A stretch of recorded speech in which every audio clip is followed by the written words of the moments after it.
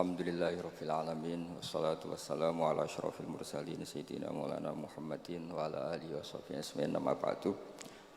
Teng ngarsa keluarga besar Mbah Ahmad Minan Abdullah ingkang kula hormati, khususipun Nyai Umi Maftuhah sedanten keluarga Gus Hatta. Ing ngarsa para kiai khusus wonten Kiai Ulil Albab Arwani, wonten Mbah kawula Kiai Muat, wonten Dek Rozin, Gus Nazif, wonten Kiai Mujib, teng ngarsa para habaib ingkang kula hormati. Kula mun niat mboten guyon, ternyata Pak Muat guyon terus kula. Ta insyaallah kula mboten guyon. Kula niku pun gayane lungguh kursi tapi sajane mboten gayane, mergi dikongkon ngoten. Terus kula niku terkenal kiai sing ora kena diundang kecuali pernah sepuh. Ternyata pernah sepuh niku kathah. Terus termasuk Mas Nadib itu ngerasa sepuh. Ibu nak mboten dituruti ngerahno banser. Terus ribet niku kok. Kula badhe matur jauh sederengipun Mbah kawula Ki Muat Thohir. Beliau itu mbah kula saking lasem nggih saking kajen. Terus kula cerita sekedap buyut kula kandung namine Hafsah niku gadah putri Sofiyah niku dugi kula. Adikipun Sofiyah Badiah niku dados ibuipun Kiai Sahal. Wonten malih Kiai Subaidi dados Mbah Afif, Mbah Ahmad. Terus Hafsah niku binti Maksum bin Soleh bin Asnawi Sepuh. Asnawi Sepuh niku saking Mbah Jiroh mriki terus Mbah Alfiyah dugi Mbah Mutamakin. Terus dawuhe Pak Muat kula tesih gadah channel. Tapi bate nggih boten pati banter, kula niku waris wedok dadi banter Mbah Muat. Tapi nak kula keliru niku pantes waris wedok. Nak waris lanang niku ketoke ora pati pantes. Terus niki kula cerita ya. Di antara khazanah sing kula waos dan itu jauh sebelum kula pireng cerita Mbah Minan, kula nggih sering diceritani bapak kawula. Bapak riyen badhe khatam saking buyut Zubaidi, khatam teng mriki ngaos Mbah Dolah. Niku banyak ulama sing gadah tradisi kados Mbah Minan. Teng kitab Ummul Barohin ini diterangaken Nabi Musa sausé kepanggih pangeran. Niku nak ketemu suarane tiyang kupinge ditutupi. Wong bar krungu suarane pangeran terus krungu suarane manusa. Niku pusing. Terus Mbah Minan niku biasa terus Quran terus bocah bakas panen niku kan pusing. Terus critakno corona niku ya pusing. Biasa asik mbek pangeran terus itu mesti istildatnya billah, nyamannya dengan Allah. Di Indonesia niku kathah sing ngoten. Sing masyhur nggih Mbah Dimyati Pandeglang. Wonten alhamdulillah wonten Mbah Minan. Kula gadah pernah mbah kula namine Mbah Nur Samsu. Kanca beliau di Mekah. Iku termasuk ngriwayataken dawuh Mbah Minan, saku iku kang wis ra urusan ambek wong wis pokoke aku ngaji disalahno wong akeh lah, sementing aku ngaji Quran. Terus kula alhamdulillah termasuk orang yang pernah diberi kesempatan sowan beliau di kamar beliau dan saya tasyarruf sekali merasa mulia. Karena khazanah itu memang ada. Terus kalau cerita sekedap, para tamu di Mbah Minan kalau dengan logika, saiki wong lagi muhadasah mbek pangeran munajat. Munajat waos Quran, khatam.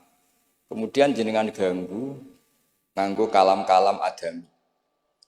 Niku nggih cara hukum tirakat nggih batal kados salat niku nek omongan adami niku batal. Terus kata orang-orang yang punya pilihan seperti itu, wahsyah, merasa ndak nyaman dengan makhluk. Ketika kula bahasakan mendengar suara Tuhan, itu tentu ini menjadi masalah dalam kitab tauhid karena laisa fi harfin wala sautin. Tapi ini pun jadi istilah umum. Hatta yasma'a kalam Allah. Kula cerita tentang Imam Syu'bah. Imam Syu'bah niku lam yusfroh lahu firasun khamsina sana. Beliau itu enggak pernah lemean 50 tahun. Dan beliau khataman itu 24.000 kali. Bisa sampean bayang. Dan itu seringnya diwuduin wahid kata Sayyidina Utsman niku khatam Quran ngger badhe Isya niku witire namung sak rakaat. Sayyidina Utsman itu satu-satunya sahabat kalau witir namung sak rakaat. Tapi sak rakaat Sayyidina Utsman itu khatam Quran. Nah kita alhamdulillah saged niru sak rakaat. Nggih hebat.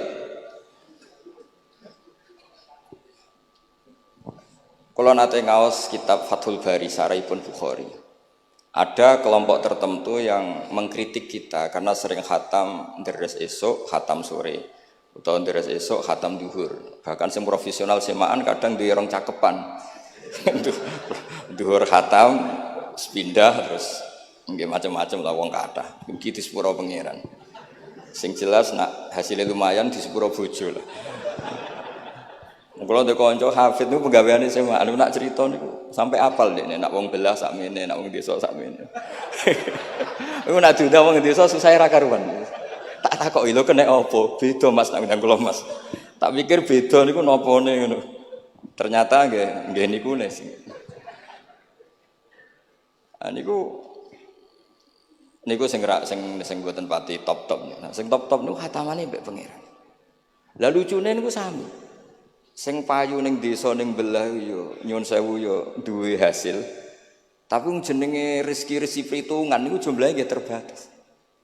Tapi nek sing khataman teng kamar ngoten niku mboten terbatas, wong niku langsung hubungane mbek pangeran.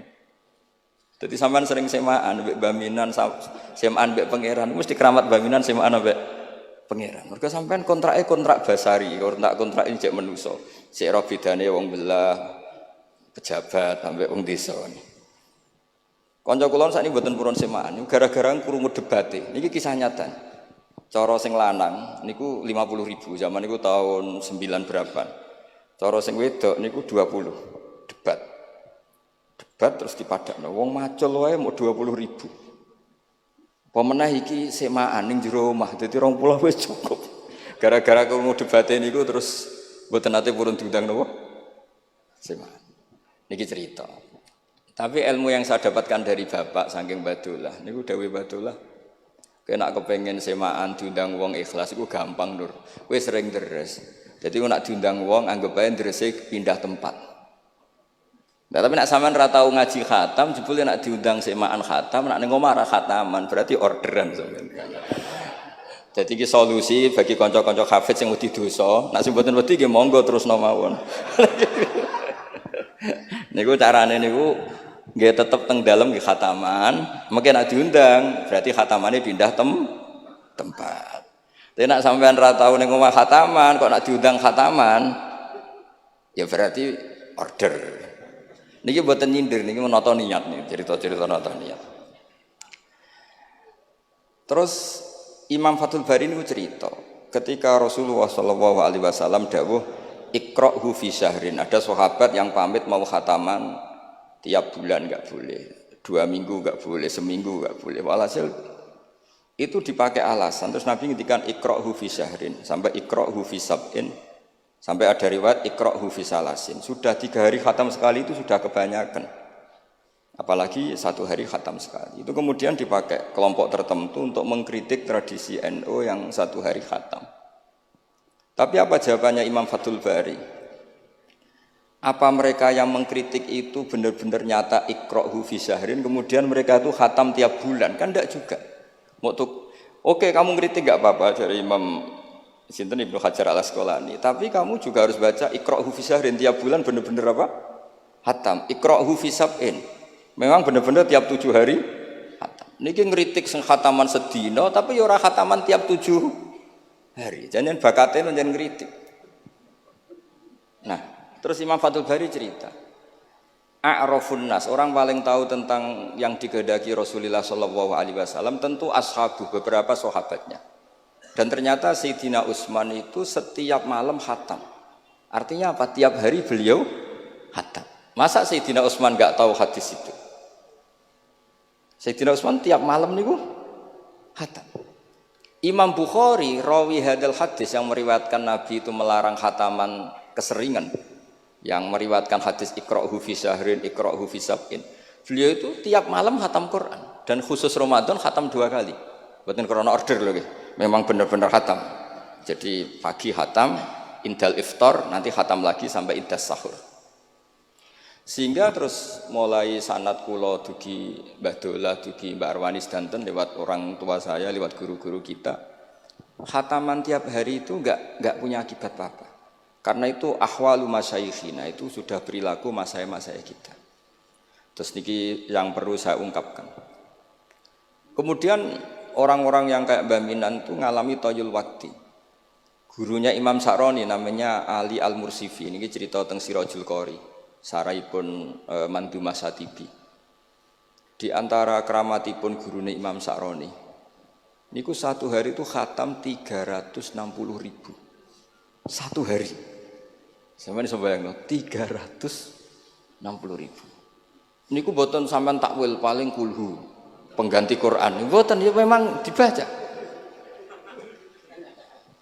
Sampai muridnya Imam Sa'roni itu tanya, "Taqra'uhu bi harfin wa sautin?" Apa kamu baca dengan huruf juga ada suara jenengan? Naam. Terus kata beliau, Maddawawli al-waqta. Ini Allah memanjangkan waktu untuk saya ikroman di Rasulihi Muhammad sallallahu alaihi wasallam. Jadi beliau ngalami toyul wakti. Toyul wakti itu waktu diringkas sedemikian rupa sehingga beliau baca itu dalam waktu 24 jam ya kayak mungkin bagi kita ratusan tahun. Namanya toyul wakti. Nah, kenapa itu bisa terjadi? Terus kata-kata sarahnya Satibi tadi Sirahul Gorek, wa hadza amrun la tasa'uhul uqul wa hadzuna minhu at-tasdiq. Ini sesuatu yang mungkin nalar kita tidak sampai, tapi sudahlah kita percaya saja. Nah, kenapa kita percaya? Karena Quran itu kalamullah sing aslinya itu laisa bi harfin wala sautin. Tidak melibatkan suara, tidak melibatkan huruf. Itu yang kalamun azaliyun. Kemudian orang ini ditarik ke Lauh Mahfud, kemudian dia ngalami yang seperti itu. Dan itu bagi orang-orang dekat Allah sah saja. Kuntu sam'ahu alladzi yasma'u bihi wa basarahu saterusnya. Orang-orang yang dekat Allah itu ibaratnya mau melafadzkan apa saja itu sudah kayak mewakili itu. Kenapa begitu? Karena dia saking fananya pada dirinya sampai ya memang fana. Sehingga ya dia sudah, tapi bukan manunggaling kawula Gusti mboten. Misalnya begini, saya beri contoh. Andaikan sampean itu jadi wali, sebetulnya saya bilang andaikan ini su'uladab, bisa saja wali betul. Tapi kayaknya kok belum meyakinkan. Andaikan dulu, urutannya andaikan dulu. Kalau sampean jadi wali, itu enggak tahu bedanya antara ayam itu melahirkan telur atau telur lahir dari ayam dengan ayam itu lahir dari batu. Itu enggak tahu bedanya. Apalagi Nabi. Nabi itu malah enggak kepikiran kalau itu ada bedanya. Kenapa? Ketika kamu percaya kudroh azaliyah sing ghairu mahsurah, kamu percaya kudrohnya Allah Ta'ala itu tamah sempurna. Itu kan sampai mesti berpikir, memangnya ayam bisa bikin telur? Memangnya telur punya kemampuan apa untuk menjadi ayam? Jadi sampean tahu betul kalau ayam itu tidak ada kudrohnya sama sekali, tidak ada kemampuan sama sekali untuk melahirkan telur tercipta jadi ayam. Artinya apa? Meskipun sesuatu itu sudah adi, sudah biasa, tetap yang ada adalah kudratullah, bukan hukum adat yaitu ayam menelur. Sehingga seorang nabi itu misalnya Nabi Soleh ditanya, apa bukti mukjizat kamu? Saya minta unta keluar dari batu besar ini. Dari Nabi Soleh, ya enggak apa-apa. Karena beliau itu tahu betul ketika unta lahir dari unta, itu memangnya unta bisa apa? Memangnya unta iso gawe unta, ayam iso gawe telur. Semua itu ada kudroh azaliyah, ada kudrohnya Allah. Nah wali dan apalagi nabi itu tahu betul itu. Sehingga ya nggak ada bedanya. Misalnya para nabi sampean tanya, ayam bisa melahirkan telur, apa batu ini bisa melahirkan telur? Ya jawabnya bisa. Sehingga ya betul lah. Terus ada Naqatu Soleh itu keluar dari apa? Batu. Dan Nabi Soleh ya biasa saja karena beliau memang nabi. Rasulullah ketika sahabatnya kelaparan, terus diundang Jabir masakannya sedikit. Ya beliau bilang ini masakan harus jadi banyak. Ya banyak, untuk orang sekian ribu cukup. Ketika sahabat kurang air di padang Sahara, gitu, sahabat bingung nyari air, Nabi malah sare, masyhur. Sare, terus ya santai aja ketika beliau dilapuri kurang air, terus Ya sudah minum air dari sini terus fana ba'al ma' min baini asabi'i. Karena Nabi itu orang yang tidak bisa didikte oleh hukum adat. Sehingga tidak terus ayam ini bisa lahirkan telur, berarti mungkin. Kalau batu enggak melahirkan telur, tidak mungkin. Terus kamu bilang ini mungkin, ini tidak mungkin. Itu kita kalau di matolek kan diajari. Padahal mungkin tidak mungkin berdasar hukum adat, bukan berdasar kudrohnya Allah Subhanahu wa Ta'ala. Nah, orang-orang yang sudah begini, masalah rezeki juga gitu. Soalnya sementing para pangeran, masuk dimbarno pangeran. Akhirnya sudah sementing muamalah mbek Allah. Makanya ada cerita seorang Habib, dia nggak punya pekerjaan, terus setiap hari dia sholat, tiap pagi ngantor. Ternyata dia ke musola atau ke masjid sholat. Terus kata Habib itu, ya Allah, semua orang yang kerja engkau gaji, maka saya ya harusnya engkau gaji. Iku yo terus sugih, tapi bukannya ditiru boleh. Jadi dia apa ngantor ya rati kantor, ngantorin di masjid sholat. Tapi ini nggak boleh gaya-gayanan yang sudah makomnya seperti itu. Kalau sampean gak makome ribet. Tapi ini cerita ya, kalau tak belajar Quran. Sehingga para nabi itu gak kepikiran, misalnya Nabi Ibrahim itu gak kepikiran kalau api itu bisa membakar. Karena beliau tahu, api apa punya ikhtiar, api apa punya irodah, punya kehendak. Api apa punya cara yang diinginkan api itu untuk membakar saya kan tidak juga, dia benda mati. Pasti itu tangan Allah. Sehingga ketika beliau mau dibakar ya santai aja. Beliau nggak tahu bedanya di sana sama di sini. Semua nabi itu begitu. Ma kunta tadrimal kitab walal iman. Makanya semua nabi itu rata-rata ummi itu ya pokoknya sudah begitu. Makanya disuruh berdoa ya nggak mau. Kata malaikat Jibril, saya Jibril untuk nolong kamu. Tidak, saya tidak butuh kamu. Maksudnya kamu ngomong nanti tak sampaikan ke Allah. Allah itu sudah tahu tanpa kamu. Hasbi min su'ali ilmuhu bihali. Itu Nabi. Nah, Rasulullah Muhammad SAW juga sama. Ketika mau perang Badar, itu kan musuhnya itu 1000 lah kira-kira gitu. Sahabat itu 300. Terkenalnya 313 sama dengan ashabi apa itu? Talut itu. Apa itu? Waqatala apa Daud itu, ashabi Daud itu. Itu Nabi ya santai aja. Padahal itu pedang 1 dipakai orang 10. Sampai bisa bayangkan perang pedangnya gentinan. Tidak bisa kan? Tapi Nabi karena diutus Allah ya jalan saja. Ya santai. Karena bagi Nabi itu nanti ada kudratullah. Betul. Ternyata perang musuhnya 1000, musuh 300, yang satu perlengkapan lengkap, yang satu gentenan pedang. Perang yus. Dibacok sik nyileh pedangnya kalau musuh kan yur gak iso bayang. Singkat cerita terus masyhur itu Nabi terus berdoa. Ya Allahumma Allahumma intuhlik hadil isobat alam tu'bad ba'dal yaum. Walhasil terus ada pertolongan dari Allah. Artinya Nabi nganggep ini gak penting 300 apa 100. Orang menang tuh ya karena biqudratillah. Begitu juga di perang Khandaq di. Sehingga Nabi itu pernah minta kakinya kambing. Kaki yang depan namanya dirok. Dirok itu 2 kan, namanya kaki depan itu dirok. Coba ambilkan dirok itu, ini ada tamu, diambilkan. Terus diambilkan lagi, ambilkan lagi 1, diambilkan. Terus ambilkan lagi, bukankah kambing diroknya hanya 2 ya Rasulullah? Andai kan kamu langsung ngambil, pasti tetap jumlah itu ada. Karena ketika Nabi ngendikan ini jadi konstitusi. Jadi kemana malaikat kudu melok ribet Nabi ngendikan. Ya masyhur kan Nabi khutbah, padahal pas musim kemarau nggak mungkin hujan cara hukum adat. Ya Rasulullah khutbah itu suwi-suwi niki wong bingung perkara ana udan. Pun pokoke niki bingung halakatil amwal mergo gak ana udan.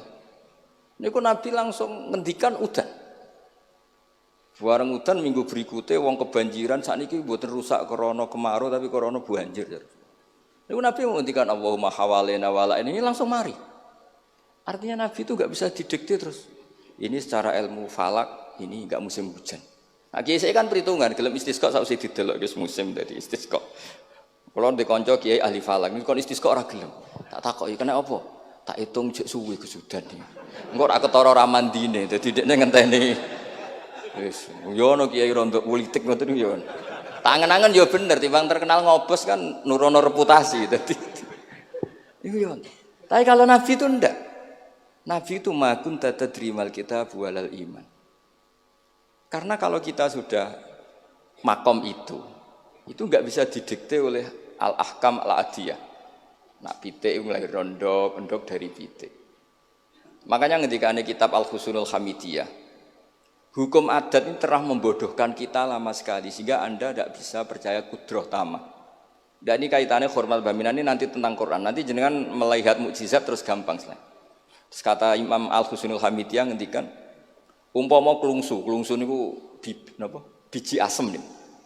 Andai kan tidak pernah terjadi klungsu itu jadi asem yang besar, kemudian buah, kemudian macam-macam lah, ditabrak truk nanti yo masalah tenan. Terus itu nggak pernah terjadi. Terus akhbaro kamu birun, terus kamu diberi cerita orang, ini klungsu ini bisa jadi pohon besar sekali suatu saat. Kamu pasti tidak percaya. Oh ini mohal, masa barang kecil jadi besar. Berhubung sering terjadi, terus Anda bilang mungkin. Tapi pertanyaannya, ketika mungkin itu kamu kan nggak ikut bikin. Namanya mungkin tidak mungkin kan kamu harus punya otoritas ikut bikin. Kamu kan nggak ikut bikin, kok bilang ini mungkin, yang ini tidak mungkin. Ketika itu sering jadi pohon besar, Anda pun tidak berkontribusi kan? Kontribusinya siapa coba? Allah Subhanahu wa Ta'ala. Nah di sini terus para wali itu sudah mengabaikan itu semua. Jadi ya Nabi kalau mau mi'raj ya sudah terbang saja. Kayak Syekh Abdul Qadir Jilani kalau mau tawaf ya tawaf saja. Padahal beliau di Baghdad. Imam Nawawi itu di Damaskus. Tiap malam tuh tawaf. Padahal penerbangan 3 jam. Karena beliau gak roh bedane. Iki adoh iku parku. Mbak Mutamakin kepengen teng Mekah ya teng Mekah mawon. Ora usah antri haji, paspore diurus. Kondo Mas Nadib kon kondo menak nu mboten usah ngoten. Mboten usah ngoten. Niki cerita wali mboten. Artinya nah, orang-orang ahli Quran itu sudah ke makom itu. Sehingga ya coba warai, nak tengok-tengok ning omah terus rezekine piye, ya coba warai ngono kok dadi goblok malah niki pun makomnya seperti itu. Dan kita harus berlatih. Kalau kita tidak berlatih maka ilmu ini akan hilang. Yaitu tadi, terus kita didikte hukum adat, seakan-akan hukum adat ini memenjarakan kita, memasung kita. Kemudian kita sampai nanti ada mukjizat Naqatus Soleh keluar dari As-Sakhrah, dari batu besar kita janggal. Nabi Ibrahim dibakar oleh api, kita apa? Janggal. Sebetulnya itu kalau pakai, makanya di Matolek, di semua pondok diajarkan ada mohal akli, ada mohal apa? Adi. Kalau mohal adi itu ya sebetulnya tidak mohal. Cuma secara adat itu jarang apa? Terjadi. Tapi kita harus mulai berpikir, dilatih. Ketika telur jadi ayam, memangnya dia punya ikhtiar kan enggak? Tetap di situ ada kudratu. Wah, lah kalau sama-sama kudratu, wah bedanya apa? Telur keluar dari ayam sama telur keluar dari batu. Kan sama-sama yang menentukan adalah kud. Nah di sini ini latihan tauhid. Terus yang terakhir untuk sering baca Quran secara fasih, secara benar, secara apa? Ini saya cerita min haisul makna ya. Itu sesuatu itu dikembalikan pada yang punya. Saya beri contoh ya. Kalau sampean saya tanya, mik ini kan dari besi, sama ini masker dari kertas, dari kain. Ini kuat mana? Pasti sampean menjawab kuat mik, karena ini materinya dari apa? Besi. Tapi Anda salah. Artinya salah itu, ya semuanya itu cerdas tapi lagi setengah. Yang benar adalah, ya terserah jenengan Gus jenengan yang megang. Bisa saja ini masker tak rencanakan, tak awetkan, tak simpen, tak museumkan. Saya punya rencana menghancurkan mik ini. Berarti nanti awet mana? Dinosaurus itu konstruksinya lebih kuat, tapi Allah menghendaki habis. Pitik sing ngono iso nganti saiki. Nah, kira-kira seperti itulah hukum Allah. Karena agama itu apa? Jadi ya mam biadi malakutu kulli syai. Agama itu berkeyakinan kalau ya terserah yang punya. Jadi kalau di depan agama kamu tidak bisa bilang ini lebih kuat timbang ini, tidak bisa. Tetap terserah yang Jadi kalau jenengan cerdas betul ditanya, mik ini sama masker kuat mana? Terserah jenengan. Atau kalau enggak, wallahu a'lam. Karena memang, iya apa artinya ini lebih kuat, tapi saya punya rencana menghancurkan. Tapi ini lemah, tapi aku punya rencana tak awetkan. Nah, seperti itu harus dilatih supaya kita terbiasa iman itu. bil bayyinah, dengan argumen-argumen yang kuat. Karena memang syaratnya iman menurut banyak ulama ya, lam yakunil ladzina kafaru min ahlil kitab wal musyrikina munfakina hatta ta'tiyahumul bayyinah. Jadi sehingga semua rasul itu punya kecakapan itu. Makanya nanti kalau suatu saat jenengan dekat ajal, dekat apa, itu harus begitu juga dilatih. Ketika saya hidup ya tidak bisa mengatur kehidupan saya, cara kerja jantung, cara kerja organ tubuh kita. Sebenarnya kita hidup kan hidup saja, kita tidak tahu kenapa hidup. Tapi sawangane nak wis mangan menjaga kehidupan. Sawangane nak wis berobat menjaga apa? Kesehatan. Tapi kita bisa apa di depan kudratullah? Jadi harus dilatih terus. Karena ini ngaji bek yang ahli Quran itu sekolah suwun adat kados Mbah Minan, Mbah Dimyati, beberapa ulama yang enggak keluar kamar itu mulai dulu juga ada. Itu juga satu manhaj karena sudah asik dengan Allah maka asing mengalami wahsah dengan yang lain. Tapi juga ada ulama yang milih kumpul orang banyak sehingga manfaati orang banyak. Dan menurut saya figur-figur di kajen itu sudah sempurna larnya. Ada model Mbah Dola, Mbah Sahal, Mbah Minan sendiri tertutup, tapi Ibu Umi Tuha sosialisasi qiraati kemana-mana. Sehingga ini pelajaran bagi kita bahwa pilihan dekat Allah itu variannya banyak. Yang penting ikhlas sambil terus belajar mendengarkan makalah-makalahnya ulama. Karena makalah ulama ini penting. Kita kalau nggak diwarai ulama itu tidak bisa cara berpikir bersanad. Saya sering didhawuhi Mbah Mun, ihdinas siratal mustaqim itu siratal ladzina an'amta alaihim. Kenapa tidak siratoka, jalanmu ya Allah? Fa inna Allah ta'ala la ya'kul wa la yashrab wa la yanam. Allah itu tidak makan, nggak tidur, nggak apa-apa. Terus kita bisa niru apa, Pak? Tapi kalau siratal ladzina an'amta alaihim artinya thariqullah adalah dengan mengikuti orang-orang yang telah diberi nikmat. Jadi kita niru Mbah Dola, niru Mbah Arwani, niru orang-orang baik. Karena kita enggak bisa niru Allah. Makanya setiap Allah cerita orang kebaikan, cerita kebaikan itu pasti cerita aktor-aktornya. Ulaikal ladzina an'ama Allahu alaihim, terus minan nabiyyin. Terus itu aja diceritakan keluarganya, min dzurriyyati Adam wa mimman hamalna ma'anu, supaya orang itu hormat sama leluhur. Saya kenapa cerita Mbah Mutamakin? Bukan tafakhur bin nasab. Bahwa kita soleh begini tuh barokahnya doanya orang-orang dulu. Min dzurriyyati Adam wa mimman hamalna ma'an. Masih diteruskan wa min dzurriyyati Ibrahim wa Israil. Baru soleh secara umum yang tidak perlu nasab. Wa mimman hadaina wajtabaina. Jadi Allah menghormati nasab sampai seperti itu. Sehingga rata-rata orang-orang soleh itu ya mbah-mbahnya soleh. Mosok turunane sing wakaf masjid sing kiai puluhan tahun kalah mbek wong sing dadakan dadi kiai. Yo ketoke ora pati fair ngoten. Niki mboten kok urusan kula fanatik nasab nggih. Tapi tetap ini bisa jadi kiai karena melok partai wa mimman hadaina wajtabaina. Tapi yo ketoke yo pantese yo rada antri lah aja kok ngarep nemen-nemen nak. Ya mosok terus misalnya ora tau wakaf masjid, ora tau wakaf tanah, ngerti-ngerti kepengin mimpin. Sing masjid iku nyunatno maulid, nyunatno tiba, ndekne mimpine ku ngaramno maulid kalau tiba. Ya nak ngaramno iku nggih masjid dhewe, aja ning masjid iki kan kira-kira. Terus Allah itu saking reganine tiang-tiang soleh dulu itu sampai ketika cerita orang baik itu pasti cerita mbah-mbahnya. Wa kana abuhuma sholihah. Ketika ada orang diperhatikan Nabi Khidir itu pertimbangannya wa kana abuhuma sholihah. Itu dalam kitabnya Said Muhammad, Abu Huma itu Abuhu As-Sabi'. Jadi bapak yang ketujuh dari Hulam ini, bukan bapaknya pas. Kayak Mbah Mutamakin sekarang sudah turunan keberapa, tapi barokahnya sampai sekarang. Jadi selalu ada cerita itu. Makanya disebut ta'allamu ansabakum matasiluna bihi arhamakum. Kamu harus kenal nasab-nasab kamu supaya kamu bisa menyambung rahim-rahim kamu. Kemudian nasab yang gen ini khusus umatnya Rasulullah SAW, alhamdulillah ditambah nasab sebab. Jadi misalnya para habaib itu jelas mulia sekali karena dzurriyyah bad'ah min Rasulillah. Kemudian ada nasab bisabab, yaitu karena iktidak bisunnati Rasulillah atau karena ngaji atau karena ilmu. Ini disebut kullu nasabin wasababin munqati'un yaumal qiyamah illa nasabi wasababi. Sehingga ada orang yang benar-benar ahli bait karena gennya kayak Sayyid Hasan, Sayyid Husain, tapi ada orang yang diaku keluarga Nabi karena amalnya, kayak Salman Al-Farisi ketika beliau punya ide cemerlang di Khandaq, Nabi memujinya dengan apa? Salman minna ahlal bait.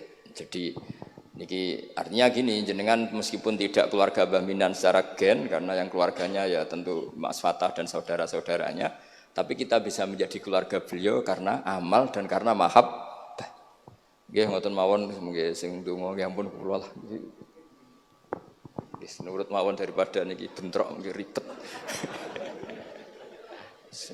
Wow, nak gak nurut itu Mas Nadib terus dikerano banser ning pun teng kanan kiri niku ribet ning wong niku panglima tertinggi napa? Udah kok wakili, udah kok ketuane tapi semua yang jelas saged meremot. Nggih, monggo berdoa Al-Fatihah. A'udzubillahi minasyaitonir rajim. Bismillahirrahmanirrahim. Rahmanirrahim. Shiratal ladzina an'amta 'alaihim ghairil maghdubi 'alaihim waladdallin. Bismillahirrahmanirrahim. Nahmaduka ya Ghafuru ya Syakuru. Shalli wa sallim wa barik ala habibika Mustafa Muhammad wa ala alihi washabihi wa barik wa sallim ajmain. Allahumma ya ilahana ya wa bi barakatid da'ina ilaika barakatil mutawassilina ilaika bi jayyi habibika Muhammad. Ighfir ya Allah limba Ahmad Minan Abdillah Salam wa ali darajatihi fil jannah wa barik fi ahlihi wa fi dzurriyyatihi ya Allah. Allahumma ya ilahana ya ij'alna ya aminin mutmainin alladzina la khaufun 'alaihim wa lahum yahzanun. Waj'alna salimin wa nimin mu'afin min kulli bala'id dunya al-akhirah. Waj'al ya Allah himmatan al-ulya fi hadhihi ad-dar'i la kalimatika ya Allah. Hatta nakuna ya wa khudamatan di syariatika wa abnaina ya Allah wa abnai abnaina fi khidmati syariatika al-gharra al-bayda lailuha kana hariha ya Allah. Aqimna fi dzalika wa inna ala dzalika ya Allah. Rabbana atina fid dunya hasanah fil akhirati hasanah wa qina adzabannar. Sallallahu ala sayyidina Muhammad sallallahu alaihi wasallam.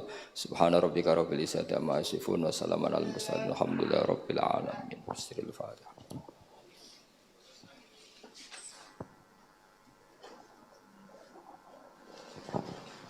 Assalamualaikum warahmatullahi wabarakatuh.